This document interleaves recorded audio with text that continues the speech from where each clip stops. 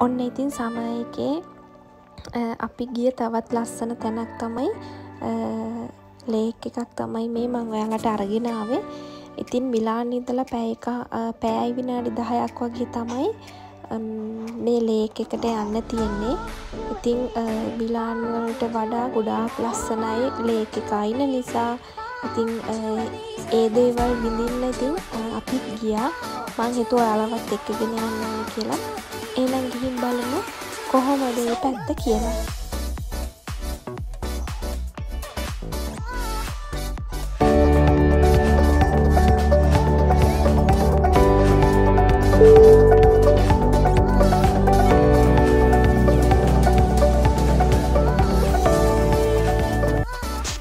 Wow! Hi! Welcome back to my channel Madini Boo. අද මම ඔයාලගේ එක්කන් ආවේ වරෙන්නවල ලේක් එකක් ළඟට.